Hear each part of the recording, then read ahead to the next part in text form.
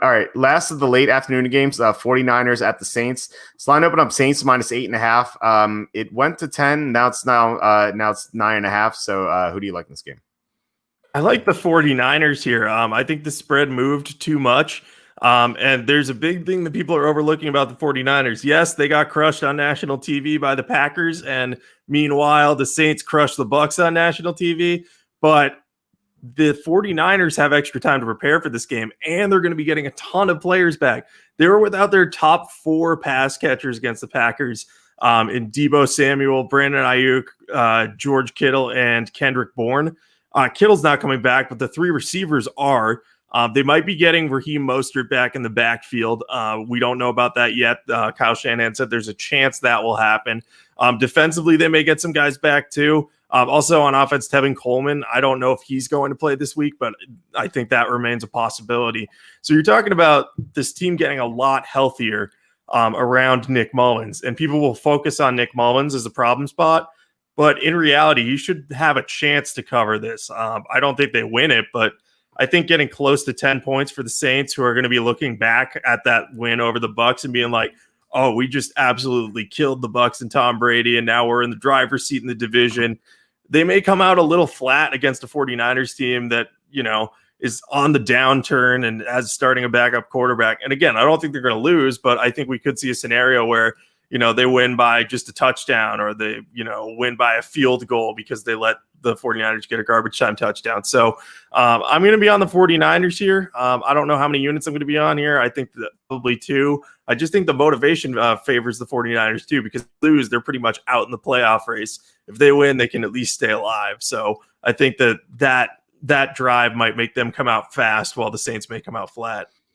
Yeah, you're absolutely right about all the players coming back. Like, that's enormous, and I think people are ignoring it. I don't know.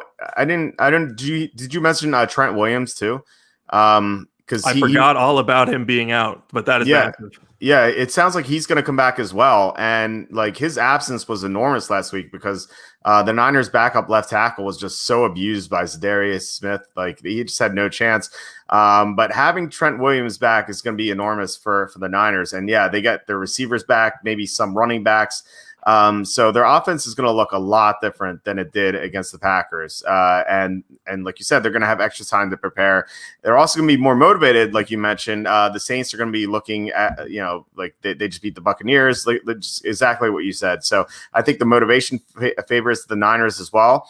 I think the spread favors the Niners as well too. The advanced line on this game was 6.5, and it moved 3 points. And yet the Niners are going to be a lot better than they were last week. Like, that doesn't make sense. Like, the line should be moving down because the Niners are going to be getting so many players back from injury.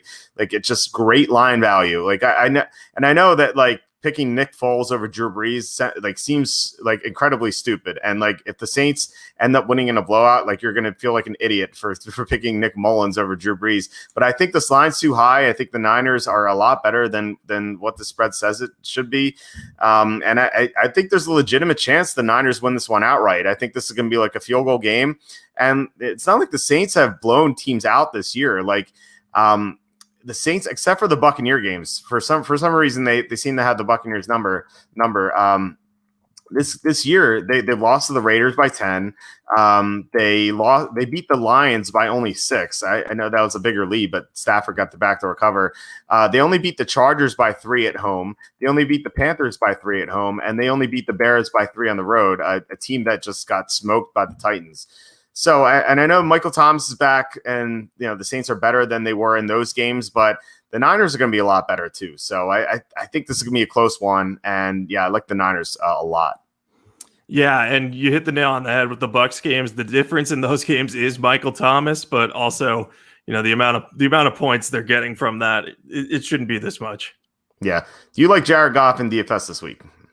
I will say I do not. He has a good matchup, but I do trust him. My coworker at Sporting News, Billy, he does like Jared Goff. He hasn't been one of his lineups this week. I think as more of a contrarian play.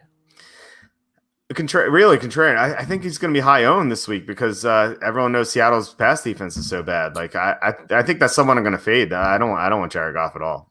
So. That's a good point. I was just assuming he was. I always assume people think the exact same way as me on everything. So I'm like, oh yeah, I don't like Jared Goff. Maybe I'll play him contrarian. It's like, no, everyone's playing him this week. I'm like, oh, then I'm not playing him. That's true. Yeah. Well, we'll see about the ownership projections, but yeah, I would not play Jared Goff. I think this is going to be too chalky. Anyway.